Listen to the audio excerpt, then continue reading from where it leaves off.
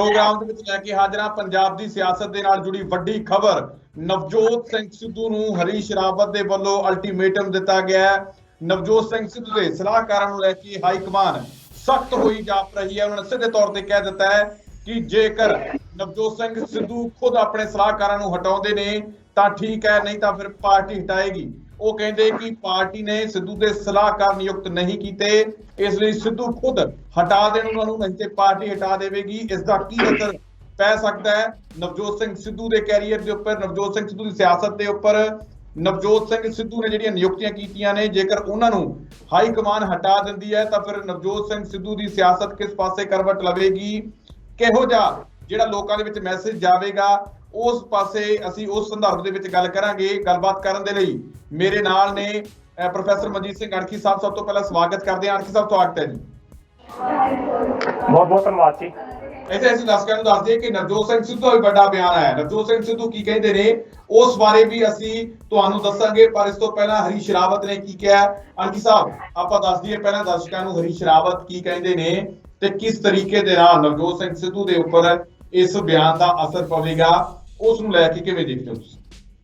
ਜੀ ਸੁਖਵਿੰਦਰ ਜੀ, ਐਕਚੁਅਲੀ ਗੱਲ ਅਸਲ 'ਚ ਇਹ ਹੈਗੀ ਕਿ ਜਿਸ ਦਿਨ ਦੇ ਨਵਜੋਤ ਸਿੱਧੂ ਵੱਲੋਂ ਆਪਣੇ ਸਲਾਹਕਾਰ ਨਿਯੁਕਤ ਕੀਤੇ ਗਏ ਆ, ਉਸ ਦਿਨ ਤੋਂ ਲੈ ਕੇ ਹੁਣ ਤੱਕ ਹਮੇਸ਼ਾ ਇਸ ਸਲਾਹਕਾਰਾਂ ਕਾਰਨ ਨਵਜੋਤ ਸਿੰਘ ਸਿੱਧੂ ਵਾਦ ਵਿਵਾਦ ਦਾ ਵਿਸ਼ਾ ਰਿਹਾ ਹੈ। ਨਵਜੋਤ ਸਿੱਧੂ ਦੇ ਨਾਲ ਵਾਦ ਵਿਵਾਦਾਂ ਦਾ ਸੰਬੰਧ ਜਿਹੜਾ ਅੱਜ ਦਾ ਨਹੀਂ, ਬੜਾ ਪੁਰਾਣਾ ਸੰਬੰਧ ਅਸੀਂ ਕਹਿ ਸਕਦੇ ਕਿ ਪੁਰਾਣੇ ਸੰਬੰਧ ਜਿਹੜੇ ਚੱਲਦੇ ਆ ਰਹੇ ਆ।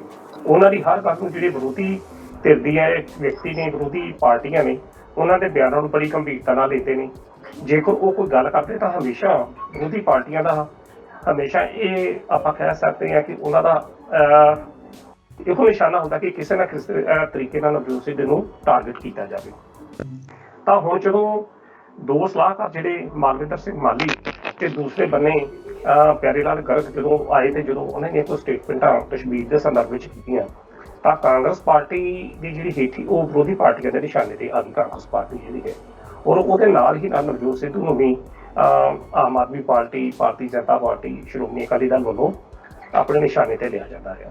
ਤਾਂ ਇਸ ਨਿਸ਼ਾਨੇ ਤੇ ਨਵਜੋਤ ਸਿੱਧੂ ਨੂੰ ਤਾਂ ਲੈਣਾ ਹੀ ਲੈਣਾ ਸੀ, ਪਰ ਵਿਰੋਧੀ ਪਾਰਟੀਆਂ ਵੱਲੋਂ ਜਾਂ ਵਿਰੋਧੀ ਧਿਰਾਂ ਵੱਲੋਂ ਕਾਂਗਰਸ ਪਾਰਟੀ ਨੂੰ ਵੀ ਆਪਣੇ ਰਡਾਰ ਤੇ ਲੈ ਲਿਆ ਗਿਆ, ਜਿਸ ਕਾਰਨ ਅਸੀਂ ਕਹਿ ਸਕਦੇ ਕਿ ਕਾਂਗਰਸ ਪਾਰਟੀ ਦੀ ਜਿਹੜੀ ਬਿਨਾਂ ਵਜ੍ਹਾ ਜਿਹੜੀ ਬਦਨਾਮੀ ਹੋਈ ਆ, ਉਸ ਬਦਨਾਮੀ ਨੂੰ ਖਤਮ ਕਰਨ ਵਾਸਤੇ ਜਾਂ ਉਸ ਬਦਨਾਮੀ ਤੋਂ ਬਚਣ ਕਰਕੇ ਜਿਹੜੀ ਕਾਂਗਰਸ ਹਾਈ ਕਮਾਨ ਆ ਉਹਦੇ ਵੱਲੋਂ ਜਿਹੜਾ ਸਖਤ ਰੁਖ ਇਹਨਾਂ ਸਲਾਹਕਾਰਾਂ ਦੇ ਪ੍ਰਤੀ ਅਪਣਾਇਆ ਗਿਆ ਹੈ।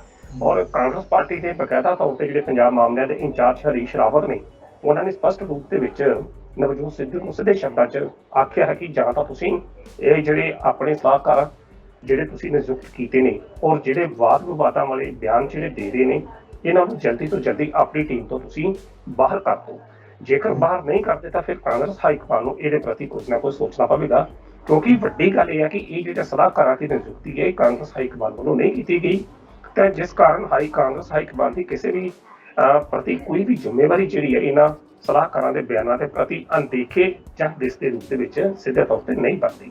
ਤਾਂ ਕੇਵਲ ਔਰ ਕੇਵਲ ਜਿਹੜੀ ਜ਼ਿੰਮੇਵਾਰੀ ਉਹ ਨਵਜੋਤ ਸਿੱਧੂ ਦੀ ਹੈ, ਕਿਉਂਕਿ ਜਿਸ ਤਰੀਕੇ ਨਾਲ ਨਵਜੋਤ ਸਿੱਧੂ ਨੇ ਇਹਨਾਂ ਨੂੰ ਨਿਯੁਕਤ ਕੀਤਾ, ਤਾਂ ਇਹਨਾਂ ਨੂੰ ਜਲਦੀ ਤੋਂ ਜਲਦੀ ਜੇਕਰ ਨਵਜੋਤ ਸਿੱਧੂ ਫਾਰਗ ਕਰ ਦੇਵੇ, ਉਹ ਕਾਂਗਰਸ ਪਾਰਟੀ ਵਾਸਤੇ ਵੀ ਚੰਗਾ, ਨਵਜੋਤ ਸਿੱਧੂ ਵਾਸਤੇ ਵੀ ਚੰਗਾ।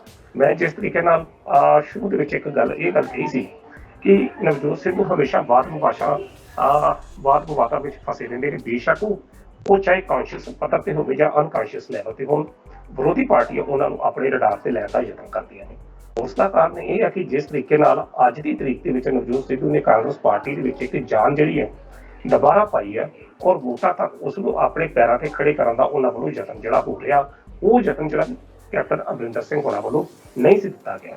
ਜਿਸ ਦਿਨ ਦੇ ਨਵਜੋਤ ਸਿੱਧੂ ਪੰਜਾਬ PPC ਦੇ ਪ੍ਰਧਾਨ ਬਣੇ ਨੇ, ਤਾਂ ਉਸ ਦਿਨ ਤੋਂ ਹੀ ਵਿਰੋਧੀ ਪਾਰਟੀਆਂ ਦੇ ਉਹ ਨਿਸ਼ਾਨੇ ਤੇ ਨੇ, ਕਿਉਂਕਿ ਉਹਨਾਂ ਨੂੰ ਲੱਗਦਾ ਕੇਵਲ ਨਵਜੋਤ ਸਿੱਧੂ ਇੱਕ ਜ਼ਬਰਦਸਤ ਟੱਕਰ ਜਿਹੜੀ ਹੈ ਉਹ ਦੇ ਸਕਦਾ, ਤਾਂ ਪੰਜਾਬ ਵਿੱਚ ਕਾਂਗਰਸ ਦੀ ਸਰਕਾਰ ਜਿਹੜੀ ਹੈ ਉਹ ਬਣ ਸਕਦੀ ਹੈ। ਅਜੇ ਇਹ ਸਥਿਤੀਆਂ ਚੱਲਦੀਆਂ ਹੀ ਪਈਆਂ ਸਨ ਕਿ ਜਿਹੜੇ ਉਹਨਾਂ ਨੇ ਦੋ ਸਲਾਹਕਾਰ ਜਾਂ ਤਿੰਨ ਜਿਹੜੇ ਸਲਾਹਕਾਰ ਨਿਯੁਕਤ ਕੀਤੇ, ਤਾਂ ਉਹਨਾਂ ਸਲਾਹਕਾਰਾਂ ਨੇ ਨਿਯੁਕਤ ਹੁੰਦਿਆਂ ਸਾਰੀ ਕੁਝ ਅਜਿਹੇ ਬਿਆਨ, ਅਜਿਹੀਆਂ ਟਿੱਪਣੀਆਂ ਜਿਹੜੀਆਂ ਕਰਨੀਆਂ ਸ਼ੁਰੂ ਕਰਤੀਆਂ, ਜਿਹੜੀਆਂ ਵਿਰੋਧੀ ਪਾਰਟੀਆਂ ਦੇ ਹੱਥ ਅੜ ਗਿਆ, ਤਾਂ ਉਹਨਾਂ ਨੂੰ ਬੈਠੇ ਬਿਠਾਏ ਇੱਕ ਮੁੱਦਾ ਅਜਿਹਾ ਮਿਲ ਗਿਆ ਜਿਸ ਮੁੱਦੇ ਨੂੰ ਲੈ ਕੇ ਉਹਨਾਂ ਨੇ ਆਪਣੀ ਗੱਲਬਾਤ ਜਿਹੜੀ ਨਵਜੋਤ ਸਿੱਧੂ ਨੂੰ ਔਰ ਨਵਜੋਤ ਸਿੱਧੂ ਦੇ ਨਾਲ ਨਾਲ ਕਾਂਗਰਸ ਪਾਰਟੀ ਨੂੰ ਵੀ ਉਹਨਾਂ ਨੇ ਆਪਣਾ ਨਿਸ਼ਾਨਾ ਬਣਾਉਣਾ ਸ਼ੁਰੂ ਕਰ ਦਿੱਤਾ। ਔਰ ਇਵਨ ਕਿ ਇੱਥੋਂ ਤੱਕ ਕਿ ਵੇਖੋ ਦੋ ਬੰਦੇ ਮਾਲਵਿੰਦਰ ਸਿੰਘ ਮਾਲੀ ਔਰ ਪਿਆਰੇ ਲਾਲ ਗਰਗ ਕੋਈ ਏਡੇ ਵੱਡੇ ਵਿਅਕਤੀ ਨਹੀਂ ਨੇ ਜਿਹਦੇ ਸੰਬੰਧ ਦੇ ਵਿੱਚ ਜਿਹਦੇ ਪ੍ਰਤੀਕਰਮ 'ਚ JP ਨੱਡੇ ਵਰਗਾ ਬੰਦਾ ਵੀ ਜਿਹੜਾ ਭਾਰਤੀ ਜਨਤਾ ਪਾਰਟੀ ਦੇ ਨੈਸ਼ਨਲ ਪੱਧਰ ਦਾ ਲੀਡਰ ਆ ਉਹ ਵੀ ਉਹਨਾਂ ਦੇ ਵਿਰੁੱਧ ਬੋਲਦਾ ਪਿਆ ਹੈ। ਅਸਲ ਵਿੱਚ ਇਹ ਜਿੰਨੇ ਵੀ ਵਿਰੋਧੀ ਧਿਰ ਦੇ ਨੇਤਾ ਨੇ ਇਹ ਉਹਨਾਂ ਸਲਾਹਕਾਰਾਂ ਦੇ ਵਿਰੁੱਧ ਨਹੀਂ ਬੋਲਦੇ ਪਏ। ਇਹ ਐਕਚੁਅਲੀ ਨਵਜੋਤ ਸਿੱਧੂ ਨੂੰ ਘੇਰਨ ਦਾ ਜਿਹੜਾ ਯਤਨ ਆ ਉਹ ਕੀਤਾ ਜਾ ਰਿਹਾ। ਤਾਂ ਜੇਕਰ ਹੁਣ ਕਾਂਗਰਸ ਹਾਈ ਕਮਾਨ ਵੀ ਇਸ ਮੁੱਦੇ ਤੇ ਨਵਜੋਤ ਸਿੱਧੂ ਤੇ ਉਹਦੇ ਕੋਲੋਂ ਇਹਦਾ ਸਪਸ਼ਟੀਕਰਨ ਮੰਗ ਰਹੀ ਹੈ ਤਾਂ ਕੁਦਰਤੀ ਤੌਰ ਤੇ ਨਵਜੋਤ ਸਿੱਧੂ ਦੇ ਵਾਸਤੇ ਇਹ ਜਿਹੜੀ ਇੱਕ ਚਿੰਤਾ ਦਾ ਵਿਸ਼ਾ ਹੈ, ਇੱਕ ਗੰਭੀਰ ਸਥਿਤੀ ਹੈ ਜਿਹਦੇ ਵਿੱਚੋਂ ਨਵਜੋਤ ਸਿੱਧੂ ਨੂੰ ਸਾਫ਼ ਤੌਰ ਤੇ ਬਚਣਾ ਚਾਹੀਦਾ ਕਿਉਂਕਿ ਇਹਨਾਂ ਜਿਹੜੇ ਮਾਲਵਿੰਦਰ ਮਾਲੀ ਔਰ ਪਿਆਰੇ ਲਾਲ ਗਰਗ ਜਿਹੜੇ ਅਜਿਹੇ ਸਲਾਹਕਾਰ ਨੇ ਇਹਨਾਂ ਸਲਾਹਕਾਰਾਂ ਦਾ ਨਵਜੋਤ ਸਿੱਧੂ ਦੇ ਕੱਦ ਨੂੰ ਜਿਹੜੀ ਆ ਉਹਦੀ ਸ਼ਖਸੀਅਤ ਨੂੰ ਸੱਟ ਜਿਹੜੀ ਜ਼ਰੂਰ ਵੱਜਦੀ ਆ। ਹਾਲਾਂਕਿ ਕਿਸੇ ਵੀ ਰੂਪ ਦੇ ਵਿੱਚ ਸਿੱਧੇ ਇੱਕ ਗੱਲ ਤੇ ਇਹ ਵੀ ਹੈ ਨਾ, ਇੱਕ ਗੱਲ ਤੇ ਇਹ ਵੀ ਹੈ, ਠੀਕ ਹੈ ਕਿ ਜਦੋਂ ਤੁਹਾਡੀਆਂ ਪੋਸਟਾਂ ਤੇ ਤੁਹਾਡੀਆਂ ਬਿਆਨਾਂ ਨੂੰ ਗਿਆ ਕਿ ਵਿਵਾਦ ਬਣ ਗਿਆ ਤੁਹਾਡੇ ਕਾਰਨ ਜਿਸ ਦੇ ਤੁਸੀਂ ਸਲਾਹਕਾਰ ਹੋ ਉਹਦੇ ਲਈ ਵਿਵਾਦ ਖੜਾ ਹੋ ਗਿਆ, ਉਹਦੇ ਲਈ ਮੁਸ਼ਕਲਾਂ ਵੱਧ ਗਈਆਂ, ਤਾਂ ਫਿਰ ਅਜਿਹੇ ਸਲਾਹਕਾਰਾਂ ਨੂੰ ਥੋੜੀ ਜਿਹੀ ਆਪਣੀ ਜ਼ੁਬਾਨ ਜਿਹੜੀ ਬੰਦ ਕਰ ਲੈਣੀ ਚਾਹੀਦੀ ਸੀ। ਉਹਦੇ ਜ਼ੁਬਾਨ ਬੰਦ ਕਰਨ ਦੀ ਬਜਾਏ ਹੋਰ ਖੋਲ ਲੈਣੀ ਸਗੋਂ ਦੀ ਨਵਜੋਤ ਸਿੰਘ ਸਿੱਧੂ ਦੇ ਲਈ ਜਿਹੜੀਆਂ ਮੁਸੀਬਤਾਂ ਬਣ ਰਹੀਆਂ। ਠੀਕ ਹੈ ਸਤਿਕਾਰ ਤੇ ਨੇ ਮਾਲਵਿੰਦਰ ਸਿੰਘ ਮਾਲੀ ਡਾਕਟਰ ਪਿਆਰੇ ਲਾਲ ਗਰਗ ਜਿਹੜੇ ਸਤਿਕਾਰ ਨੇ ਉਹ ਪੰਜਾਬ ਨੂੰ ਲੈ ਕੇ ਕੁਝ ਠੀਕ ਹੋ ਸਕਦਾ ਵਿਚਾਰ ਜਿਸਦੇ ਸਲਾਹਕਾਰ ਲੱਗੇ ਨੇ ਉਸਦੇ ਲਈ ਉਹ ਸਲਾਹਕਾਰ ਠੀਕ ਨਹੀਂ ਹੋ ਸਕਦੇ। ਇਸ ਲਈ ਨਵਜੋਤ ਸਿੰਘ ਸਿੱਧੂ ਮੈਂ ਤਾਂ ਜੇ ਨਿੱਜੀ ਤੌਰ ਤੇ ਦੇਖਾ ਤਾਂ ਮੈਨੂੰ ਲੱਗਦਾ ਕਿ ਨਵਜੋਤ ਸਿੰਘ ਸਿੱਧੂ ਨੂੰ ਇਹਨਾਂ ਦੋਨਾਂ ਨੂੰ ਹਟਾ ਦੇਣਾ ਚਾਹੀਦਾ ਜੇ ਕਿਉਂਕਿ ਨਵਜੋਤ ਸਿੰਘ ਸਿੱਧੂ ਆਪਣੇ ਕਿਸੇ ਕੰਮ ਕਰਕੇ ਵਿਵਾਦਾਂ 'ਚ ਨਹੀਂ ਆਪਣੇ ਕੰਮਾਂ ਦੇ ਕਰਕੇ ਜਿਸ ਤਰੀਕੇ ਦੇ ਨਾਲ ਉਹਨਾਂ ਦੇ ਮੰਤਰੀਆਂ ਨੂੰ ਬਿਠਾਇਆ ਗਿਆ ਕਾਂਗਰਸ ਭਵਨ ਦੇ ਵਿੱਚ ਨਵਜੋਤ ਸਿੰਘ ਸਿੱਧੂ ਆਪਣੇ ਕੰਮਾਂ ਦੇ ਕਰਕੇ ਤਾਂ ਲੋਕਾਂ ਤੋਂ ਤਾਰੀਫ ਕਰਵਾ ਰਹੇ ਨੇ, ਲੋਕ ਤਾਂ ਉਹਨਾਂ ਨਾਲ ਖੜ ਰਹੇ ਨੇ, ਪਰ ਜਿਹੜੇ ਉਹਨਾਂ ਦੇ ਕੱਟੜ ਸਮਰਥਕ ਵੀ ਨੇ ਉਹਨਾਂ ਦੇ ਉਹ ਵੀ ਜਿਹੜੇ ਆ ਉਹ ਵੀ ਸਿੱਧੂ ਦੇ ਨਾਲ ਸਲਾਹਕਾਰਾਂ ਦੇ ਕਰਕੇ ਸਿੱਧੂ ਤੋਂ ਥੋੜੇ ਨਾਰਾਜ਼ ਦਿਖਾਈ ਦੇ ਰਹੇ ਨੇ। ਤਾਂ ਫਿਰ ਠੀਕ ਹੈ ਇਹਨਾਂ ਦੇ ਸੋਚ ਠੀਕ ਹੋ ਸਕਦੀ ਹੈ ਪਰ ਸਿੱਧੂ ਦੇ ਲਈ ਸਲਾਹਕਾਰ ਇਹ ਠੀਕ ਨਹੀਂ ਹੈਗੇ। ਤਾਂ ਮੈਂ ਨਿੱਜੀ ਤੌਰ ਤੇ ਜੇ ਮੈਂ ਗੱਲ ਕਰਾਂ ਤਾਂ ਨਵਜੋਤ ਸਿੰਘ ਸਿੱਧੂ ਨੂੰ ਇਹਨਾਂ ਨੂੰ ਵਾਕਈ ਹਟਾ ਦੇਣਾ ਚਾਹੀਦਾ ਤਾਂ ਜੋ ਬਿਨ ਬੇਲੋੜੇ ਜਿਹੜੇ ਵਿਵਾਦ ਆ ਉਹਨਾਂ ਤੋਂ ਬਚਿਆ ਜਾ ਸਕੇ। ਇਹ ਬਿਲਕੁਲ ਸੁਖਵਿੰਦਰ ਸਿੰਘ ਤੁਹਾਡੀ ਗੱਲ ਤਾਂ ਬਿਲਕੁਲ ਦੁਰਸਤ ਹੈਗੀ ਹੈ ਕਿ ਪਹਿਲਾਂ ਤਾਂ ਗੱਲ ਇਹ ਕਿ ਹਟਾਉਣ ਦੀ ਤਾਂ ਗੱਲ ਬਾਅਦ ਵਿੱਚ ਆਉਂਦੀ ਹੈ ਪਰ ਸਭ ਤੋਂ ਪਹਿਲਾਂ ਤਾਂ ਜ਼ਰੂਰਤ ਇਹ ਸੀ ਕਿ ਇਹ ਸਲਾਹਕਾਰ ਕੀ ਇਸ ਪੱਧਰ ਤੇ ਹਨ ਕਿ ਨਵਜੋਤ ਸਿੱਧੂ ਨੂੰ ਕੋਈ ਸਲਾਹ ਦੇ ਸਕਣ ਕਿ ਵਾਕਈ ਹੀ ਸਲਾਹਕਾਰਾਂ ਦੀ ਲੋੜ ਸੀ। ਪਹਿਲਾ ਪ੍ਰਸ਼ਨ ਤੇ ਇਹੋ ਹੀ ਹੈ। ਤਾਂ ਜੇਕਰ ਇਹ ਪ੍ਰਸ਼ਨਾਂ ਦੇ ਉੱਤਰ ਵੇਖੇ ਜਾਣ ਤਾਂ ਮੈਨੂੰ ਨਹੀਂ ਲੱਗਦਾ ਕਿ ਅਜਿਹੇ ਸਲਾਹਕਾਰ ਜੇਕਰ ਨਿਯੁਕਤ ਕਰਨ ਦੀ ਲੋੜ ਸੀ ਕਿ ਨਵਜੋਤ ਸਿੱਧੂ ਨੂੰ ਤਾਂ ਜੇਕਰ ਫਿਰ ਕਰਦੇ ਸੀ ਤਾਂ ਫਿਰ ਕੁਝ ਪੱਧਰ ਤੇ ਕੀਤੇ ਜਾਂਦੇ ਜਾਂ ਕਾਂਗਰਸ ਪਾਰਟੀ ਪੂਰਨ ਤੌਰ ਤੇ ਆਪਣੇ ਹਵਾਲੇ ਤਰ੍ਹਾਂ ਕਰਦੀ। ਦੇਖੋ ਮੁਹੰਮਦ ਮੁਸਤਫਾ ਨੂੰ ਵੀ ਸਲਾਹਕਾਰ ਨਿਯੁਕਤ ਕੀਤਾ, ਉਸ ਬੰਦੇ ਨੇ ਜਵਾਬ ਦਿੱਤਾ ਤੇ ਦੂਸਰੇ ਬੰਨੇ ਦੁਬਾਰਾ ਉਸ ਨੂੰ ਚੋਣ ਰਣਨੀਤੀਕਾਰ ਐਡਵਾਈਜ਼ਰ ਜਿਹੜਾ ਉਸ ਨੂੰ ਉਪਾਧੀ ਦਿੱਤੀ ਗਈ ਤਾਂ ਉਸ ਬੰਦੇ ਦਾ ਹੁਣ ਤੱਕ ਕੋਈ ਵੀ ਸਟੇਟਮੈਂਟ ਕੋਈ ਵੀ ਬਿਆਨ ਜਿਹੜਾ ਇਹੋ ਜਿਹਾ ਨਹੀਂ ਆਇਆ ਜਿਹੜਾ ਵਾਦ ਵਿਵਾਦਾਂ ਦਾ ਵਿਸ਼ਾ ਬਣਿਆ ਹੋਵੇ। ਤਾਂ ਕੁਦਰਤੀ ਤੌਰ ਤੇ ਨਵਜੋਤ ਸਿੱਧੂ ਨੂੰ ਚਾਹੀਦਾ ਕਿ ਜੇਕਰ ਇਹਨਾਂ ਬੰਦਿਆਂ ਕਰਕੇ ਉਹਨਾਂ ਦੀ ਬਦਨਾਮੀ ਹੋ ਰਹੀ ਹੈ ਤਾਂ ਇਹਨਾਂ ਬੰਦਿਆਂ ਦਾ ਸਾਥ ਜਿਹੜਾ ਛੱਡ ਦੇਣਾ ਚਾਹੀਦਾ। ਇਹਨਾਂ ਬੰਦਿਆਂ ਕੋਲ ਉਹਨਾਂ ਨੂੰ ਕੀ ਪਿਆਰਾ ਇਹੋ ਜਿਹੀ ਤਾਂ ਕੋਈ ਸਥਿਤੀ ਜਿਹੜੀ ਸਾਫ਼ ਸਵਾਲ ਜਿਹੜੀ ਨਜ਼ਰ ਨਹੀਂ ਆਉਂਦੀ। ਤੁਹਾਨੂੰ ਇੱਕ ਗੱਲ ਦੱਸਦਾ ਜਿਸ ਤਰੀਕੇ ਨਾਲ ਜਿੱਦਣ ਨਵਜੋਤ ਸਿੱਧੂ ਨੇ ਇਹਨਾਂ ਆਪਣੇ ਸਲਾਹਕਾਰਾਂ ਨੂੰ ਆਪਣੇ ਪਟਿਆਲਾ ਸਥਿਤ ਜੱਦੀ ਰਾਜ ਤੇ ਸੱਦਿਆ ਔਰ ਉੱਥੇ ਜਾ ਕੇ ਜਿਸ ਤਰੀਕੇ ਨਾਲ ਇਹਨਾਂ ਦੀ ਮੀਟਿੰਗ ਹੋਈ ਔਰ ਸੂਤਰਾਂ ਤੋਂ ਜਿਹੜੀ ਜਾਣਕਾਰੀ ਮਿਲਦੀ ਹੈ ਤਾਂ ਸੂਤਰਾਂ ਤੋਂ ਇਹ ਪਤਾ ਲੱਗਦਾ ਕਿ ਨਵਜੋਤ ਸਿੱਧੂ ਨੇ ਮਾਲਵਿੰਦਰ ਮਾਲੀ ਜਾਂ ਦੂਸਰੇ ਬੰਦੇ ਨੂੰ ਕੁਝ ਵੀ ਅਜਿਹੇ ਬਿਆਨਾਂ ਤੋਂ ਬਿਆਨਬਾਜ਼ੀ ਰੋਕਣ ਵਾਸਤੇ ਕੋਈ ਵੀ ਜਾਂ ਉਹਨਾਂ ਨੂੰ ਕੋਈ ਮੈਸੇਜ ਜਾਂ ਕੋਈ ਸੰਦੇਸ਼ ਜਿਹੜਾ ਨਹੀਂ ਦਿੱਤਾ। ਸੂਤਰਾਂ ਨੂੰ ਛੱਡੋ ਅਣਖੀ ਸਾਹਿਬ ਉਹ ਆਪ ਬਾਹਰ ਆ ਕੇ ਕਹਿ ਰਹੇ ਆ, ਉਹ ਬਾਹਰ ਸਿੱਧੇ ਆ ਕੇ ਆਪ ਕਹਿ ਰਹੇ ਆ ਕਿ ਸਾਡੇ ਨਾਲ ਕੋਈ ਗੱਲ ਹੀ ਨਹੀਂ ਕੀਤੀ। ਉਹ ਕਹਿੰਦੇ ਸਾਨੂੰ ਨਵਜੋਤ ਸਿੰਘ ਸਿੱਧੂ ਰੋਕਦਾ ਡਾਕਟਰ ਪਿਆਰੇ ਲਾਲ ਗਰਗ ਕਹਿੰਦੇ ਤਾਂ ਮੈਂ ਜਾਣਾ ਹੀ ਨਹੀਂ ਸੀ, ਕਹਿੰਦੇ ਦੁਬਾਰਾ ਮੈਂ ਜਾਣਾ ਹੀ ਨਹੀਂ ਸੀ। ਉਹ ਸਿੱਧੇ ਕਹਿੰਦੇ ਵੀ ਉਹ ਕਹਿੰਦੇ ਉਹ ਸਾਨੂੰ ਰੋਕ ਨਹੀਂ ਸਕਦਾ ਨਵਜੋਤ ਸਿੰਘ ਸਿੱਧੂ। ਤੇ ਜੇਕਰ ਫਿਰ ਇਹੋ ਜਿਹੀ ਗੱਲ ਹੈਗੀ ਜਿਸ ਤਰੀਕੇ ਨਾਲ ਫਿਰ ਕੱਲ ਜਾਂ ਪਰਸੋਂ ਰੂਸਾ ਆਲਮ ਦੇ ਸੰਦਰਭ ਦੇ ਵਿੱਚ ਵੀ ਮਾਲਵਿੰਦਰ ਸਿੰਘ ਮਾਲੀ ਦੀਆਂ ਕੁਝ ਫੋਟੋਆਂ ਜਾਂ ਕੋਈ ਪੋਸਟਾਂ ਜਿਹੜੀਆਂ ਪਈਆਂ ਨੇ ਤਾਂ ਇਹ ਤਾਂ ਫਿਰ ਸਥਿਤੀ ਜਿਹੜੀ ਹੈ ਨਵਜੋਤ ਸਿੱਧੂ ਵਾਸਤੇ ਆਉਂਦੇ ਦਿਨਾਂ ਵਿੱਚ ਕਾਫੀ ਗੰਭੀਰ ਜਿਹੜੀ ਬਣ ਸਕਦੀ ਆ। ਤੁਸੀਂ ਥੋੜਾ ਜਿਹਾ ਧਿਆਨ ਨਾਲ ਵੇਖੋ ਕਿ ਕੱਲ ਹਰੀਸ਼ ਰਾਵਤ ਕੱਲ ਜਾਂ 2-3 ਦਿਨ ਜਿਹੜੀਆਂ ਪੰਜਾਬ ਦੇ ਵਿੱਚ ਰਾਜਨੀਤਿਕ ਸਰਗਰਮੀਆਂ ਹੋ ਰਹੀਆਂ ਨੇ ਔਰ ਜਿਸ ਤੇ ਮਹਾਰਾਣੀ ਪ੍ਰਦੀਪ ਕੌਰ ਨੇ ਨਵਜੋਤ ਸਿੰਘ ਸਿੱਧੂ ਨੂੰ ਰਡਾਰ ਤੇ ਲਿਆ ਤਾਂ ਦੂਜੇ ਪਾਸੇ ਹਰੀਸ਼ ਰਾਵਤ ਨੇ ਸਪਸ਼ਟ ਸ਼ਬਦਾਂ ਦੇ ਵਿੱਚ ਇਹ ਗੱਲ ਕਹਿ ਦਿੱਤੀ ਆ ਕਿ ਜਿਹੜੀ ਅਸੀਂ ਕਾਂਗਰਸ ਪਾਰਟੀ ਦੀ ਮੈਂ ਤੁਹਾਨੂੰ ਰੋਕਣਾ ਚਾਹੂੰਗਾ ਮੈਂ ਸਿੱਧੇ ਤੌਰ ਤੇ ਇਹ ਗੱਲ ਕਹਿਣ ਤੋਂ ਗੁਰੇਜ਼ ਨਹੀਂ ਕਰੂੰਗਾ ਕਿ ਨਵਜੋਤ ਸਿੰਘ ਸਿੱਧੂ ਨੂੰ ਸੋਚਣ ਦੀ ਲੋੜ ਹੈ। ਕਿਉਂਕਿ ਨਵਜੋਤ ਸਿੰਘ ਸਿੱਧੂ ਨੂੰ ਕਿਉਂ ਸੋਚਣ ਦੀ ਲੋੜ ਹੈ ਕਿਉਂਕਿ ਉਹਨੂੰ ਪਤਾ ਕਿ ਭਾਈ ਤੇਰੇ ਵਿਰੁੱਧ ਸਾਰੇ ਜਣੇ ਇਕਜੁੱਟ ਹੋ ਜਾਂਦੇ ਆ, ਤੇਰੇ ਵਿਰੁੱਧ ਤੂੰ ਛੱਕ ਵੀ ਮਾਰ ਦਵੇਂ ਤਾਂ ਵੀ ਸਾਰੇ ਇਕੱਠੇ ਹੋ ਜਾਂਦੇ ਆ ਕਿ ਨਵਜੋਤ ਸਿੰਘ ਸਿੱਧੂ ਨੇ ਛੱਕ ਕਿਉਂ ਮਾਰਦੀ, ਪੰਜਾਬ ਦੇ ਲੋਕ ਇਸ ਕਰਕੇ ਨਵਜੋਤ ਸਿੱਧੂ ਨੂੰ ਵੋਟਾਂ ਨਾ ਪਾਉਣ।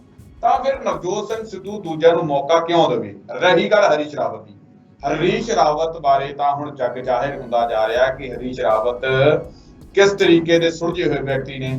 ਪਹਿਲਾਂ ਤਾਂ ਸੋਚ ਸੀਗੀ ਕਿ ਬੜੇ ਸੁਲਝੇ ਹੋਏ ਵਿਅਕਤੀ ਨੇ, ਪਰ ਹਰੀਸ਼ ਰਾਵਤ ਉਹ ਵਿਅਕਤੀ ਨੇ ਜਿਨ੍ਹਾਂ ਨੇ ਪੰਜਾਬ ਦੇ ਵਿੱਚ ਮਾਮਲਾ ਸੁਲਝਾਉਣਾ ਸੀਗਾ ਪਹਿਲਾਂ ਸਿੱਧੂ ਦੇ ਪ੍ਰਧਾਨ ਬਣਨ ਤੋਂ ਪਹਿਲਾਂ, ਬਲਕਿ ਹੋਰ ਉਲਝਾ ਕੇ ਰੱਖਤਾ। ਤਾਂ ਫਿਰ ਇਸ ਦੇ ਸਦਰੂਪ ਉਹਨਾਂ ਨੂੰ ਖੜਗੇ ਕਮੇਟੀ ਬਣਾਉਣੀ ਪਈ। ਤਾਂ ਇਹ ਦੇਖ ਲਓ, ਇਹ ਭੂਮਿਕਾ ਹੈ ਹਰੀਸ਼ ਰਾਵਤ ਦੀ। ਹਰੀਸ਼ ਰਾਵਤ ਨੇ ਕਿਹੜਾ ਆਸ਼ਾ ਕੁਮਾਰੀ ਤੋਂ ਘੱਟ ਕੀਤੀ ਹੈ। ਉਹਨਾਂ ਨੇ ਵੀ ਪੰਜਾਬ ਦੇ ਵਿੱਚ ਬੜੇ ਵੱਡੇ ਪੱਧਰ ਦੇ ਕਲੇਸ਼ ਨੂੰ ਖੁਦ ਹੀ ਜਨਮ ਦੇ ਦਿੱਤਾ। ਪਹਿਲਾਂ ਤਾਂ ਮਾੜਾ ਮੋਟਾ ਪਹਿਲਾਂ ਅਸੀਂ ਤੇਲ ਪਾਉਣ ਉੱਤੇ, ਜਿਹੜਾ ਤੇਲ ਪਾਉਣ ਦਾ ਕੰਮ ਹਰੀਸ਼ ਰਾਵਤ ਨੇ ਕੀਤਾ, ਸਾਫ਼ ਤੌਰ ਤੇ ਕਹਾਂਗੇ। ਹੁਣ ਕੱਲ ਦੀ ਤੁਸੀਂ ਗੱਲ ਲੈ ਲਓ, ਹਰੀਸ਼ ਰਾਵਤ ਦੇ ਬਿਆਨ ਜਿਹੜੇ ਆ, ਹਰੀਸ਼ ਰਾਵਤ ਦੇ ਬਿਆਨਾਂ ਨੂੰ ਹਾਲਾਂਕਿ ਹਾਈ ਕਮਾਨ ਬਹੁਤਾ ਤਰਜੀਹ ਨਹੀਂ ਦਿੰਦੀ, ਮੈਨੂੰ ਲੱਗਦਾ, ਜਿੱਥੋਂ ਤੱਕ ਮੇਰੀ ਸੋਚ ਆ, ਆਪਣੀ ਨਿੱਜੀ ਸੋਚ ਦੇ ਮੁਤਾਬਕ ਜਿਹੜੀ ਮੈਂ ਗੱਲ ਕਹਿ ਰਿਹਾ, ਮੈਨੂੰ ਨਹੀਂ ਲੱਗਦਾ ਕੋਈ ਬਹੁਤੀ ਉਹਦੇ ਬਿਆਨਾਂ ਨੂੰ ਤਰਜੀਹ ਦਿੱਤੀ ਜਾਂਦੀ ਆ। ਪਹਿਲਾਂ ਵੀ ਉਹ ਕਹਿੰਦਾ ਹੁੰਦਾ ਸੀ ਕਿ ਪ੍ਰਧਾਨ ਤਾਂ ਨਹੀਂ ਬਦਲ ਹੀ ਨਹੀਂ ਸਕਦਾ, ਇਹੋ ਜਿਹੇ ਬਾਰੇ ਤਾਂ ਕੋਈ ਸੋਚ ਹੀ ਨਹੀਂ ਰਹੀ, ਪ੍ਰਧਾਨ ਬਦਲ ਕੇ ਰੱਖਦਾ। ਹੁਣ ਕੱਲ ਦਾ ਬਿਆਨ ਦੇਖ ਲਓ, ਕਹਿੰਦਾ ਜੀ ਉਹ ਤਾਂ ਕਹਿਣਗੇ ਆ ਵੀ ਸੀਐਮ ਨੂੰ ਹਟਾਓ, ਉਹਨਾਂ ਨੂੰ ਮੀਟਿੰਗ ਕਰਕੇ ਸਮਝਾਉਣਾ ਤਾਂ ਕੀ ਸੀ, ਸਗੋਂ ਜੀ ਉਹਨਾਂ ਨੂੰ ਹੋਰ ਖਿਜਾ ਰਹੇ ਆ ਕਿ ਭਾਈ ਮੀਟਿੰਗ ਕਰਨ ਤੋਂ ਪਹਿਲਾਂ ਕਿ ਸੀਐਮ ਦਾ ਫੇਸ ਤਾਂ ਉਹੀ ਹੋਣਗੇ, ਅਗਵਾਈ 'ਚ ਵੀ ਉਹਨਾਂ ਦੀਆਂ ਚੋਣਾਂ ਲੜੀਆਂ ਜਾਣਗੀਆਂ ਤੇ ਸੀਐਮ ਰਹਿਣਗੇ ਵੀ ਉਹੀ, ਤੇ ਜੇ ਫਿਰ ਉਹੀ ਰਹਿਣਗੇ ਤੇ ਫਿਰ ਉਹਨੂੰ ਸੱਦਿਆ ਕਾਹਦੇ ਲਈ, ਉਹਨਾਂ ਨੂੰ ਬਿਆਨ ਸੁਣ ਕੇ ਉਹਨਾਂ ਨੂੰ ਮੋੜ ਦਿੰਦਾ ਕਿ ਭਾਈ ਮੈਂ ਤੁਹਾਡੇ ਨਾਲ ਮੀਟਿੰਗ ਨਹੀਂ ਕਰਨੀ, ਉਹਨਾਂ ਨੂੰ ਫੋਨ ਤੇ ਹੀ ਆਪਣੀ ਸਲਾਹ ਦੇ ਦਿੰਦਾ। ਇਹ ਤਾਂ ਹੋਰ ਕਲੇਸ਼ ਨੂੰ ਵਧਾਉਣ ਵਾਲੀਆਂ ਗੱਲਾਂ ਨਾ। ਹਰੀਸ਼ ਰਾਵਤ ਦੇ ਬਿਆਨਾਂ ਨੂੰ ਕੋਈ ਦਿੰਦਾ ਉਹ ਮੈਂ ਨਹੀਂ ਕਹਿ ਸਕਦਾ, ਪਰ ਮੈਨੂੰ ਨਿੱਜੀ ਤੌਰ ਤੇ ਇਹ ਲੱਗਦਾ ਕਿ ਹਰੀਸ਼ ਰਾਵਤ ਨੂੰ ਨਾ ਤਾਂ ਕੋਈ ਹਾਈ ਕਮਾਨ ਵੀ ਇਹਦੇ ਬਾਰੇ ਦੱਸ ਦਈਏ ਵੀ ਅਸੀਂ ਕੀ ਫੈਸਲਾ ਲੈਣ ਜਾ ਰਹੇ ਹਾਂ ਪੰਜਾਬ ਦੇ ਅੰਦਰ, ਉਹਦੇ ਬਾਰੇ ਵੀ ਹਰੀਸ਼ ਰਾਵਤ ਨੂੰ ਕੋਈ ਬਹੁਤਾ ਦੱਸਿਆ ਨਹੀਂ ਜਾਂਦਾ ਮੈਨੂੰ ਲੱਗਦਾ। ਤਾਂ ਹੋਰ ਜਿਹੜੀਆਂ ਗੱਲਾਂ ਤਰਜੀਹ ਵੀ ਨਹੀਂ ਮੈਨੂੰ ਲੱਗਦਾ ਕੋਈ ਬਹੁਤੀ ਹਾਈ ਕਮਾਨ ਦੇ ਵੱਲੋਂ ਇਹਨਾਂ ਦੇ ਬਿਆਨਾਂ ਨੂੰ ਦਿੱਤੀ ਗਈ।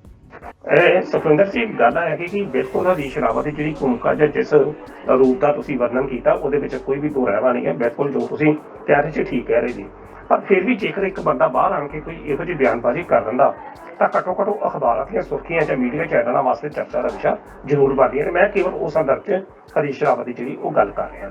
ਬਾਕੀ ਗੱਲ ਜਿਹੜਾ ਪ੍ਰਸ਼ਨ ਸਾਡਾ ਮੇਨ ਮੁੱਦਾ ਜਿਹੜਾ ਅੱਜ ਦਾ ਵਿਸ਼ਾ ਹੈਗਾ ਉਹ ਹੈਗਾ ਸਲਾਹਕਾਰਾਂ ਦੀ ਭੂਮਿਕਾ। ਜਿਸ ਤਰੀਕੇ ਨਾਲ ਤੁਸੀਂ ਇੱਕ ਦਿਨ ਅੱਗੇ ਵੀ ਗੱਲ ਕੀਤੀ ਸੀ ਕੈਪਟਨ ਅਮਰਿੰਦਰ ਸਿੰਘ ਨੂੰ ਉਹਦੇ ਸਲਾਹਕਾਰਾਂ ਨੇ ਹਿਮਾਇਆ, ਤੇ ਉਹੋ ਜਿਹੇ ਜਿਹੜੇ ਆਸਾਰ ਨੇ ਉਹ ਆਸਾਰ ਨਵਜੋਤ ਸਿੱਧੂ ਦੇ ਸੰਦਰਭ 'ਚ ਬਣਦੇ ਜਾ ਰਹੇ ਆ।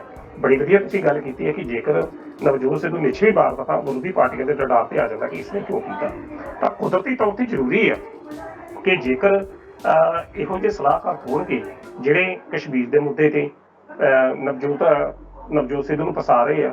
ਹੁਣ ਤੁਸੀਂ ਇਹ ਗੱਲ ਵੇਖਣਾ ਕਿ ਜਿਸ ਤਰੀਕੇ ਨਾਲ ਰੂਸਾ ਆਲਮ ਦੇ ਸੰਦਰਭ ਦੇ ਵਿੱਚ ਉਸਨੇ ਬਿਆਨ ਜਾਰੀ ਕੀਤਾ ਤਾਂ ਆਉਂਦੇ ਕੁਝ ਦਿਨਾਂ ਦੇ ਵਿੱਚ ਇਹਦੇ ਉੱਤੇ ਇਹਦਾ ਸੰਬੰਧੀ ਇਲਜ਼ਾਮ ਵੀ ਜਿਹੜਾ ਉਹ ਨਵਜੋਤ ਸਿੱਧੂ ਤੇ ਲੱਗ ਸਕਦਾ ਕਿ ਮੈਂ ਇਹੀ ਗੱਲ ਕਹਿ ਰਿਹਾ ਕਿ ਐਸਟੀਐਫ ਦੀ ਰਿਪੋਰਟ ਜਿਹੜੀ ਖੁੱਲਣੀ ਹੈ ਉਸ ਮਾਮਲੇ ਨੂੰ ਲੈ ਕੇ ਨਵਜੋਤ ਸਿੰਘ ਸਿੱਧੂ ਦਾ ਵੱਡਾ ਬਿਆਨ ਆਇਆ ਹੈ। ਉਹਨਾਂ ਨੇ ਬਿਕਰਮ ਸਿੰਘ ਮਜੀਠੀਆ ਦੇ ਉੱਪਰ ਵੀ ਤੰਜ ਕੀਤਾ।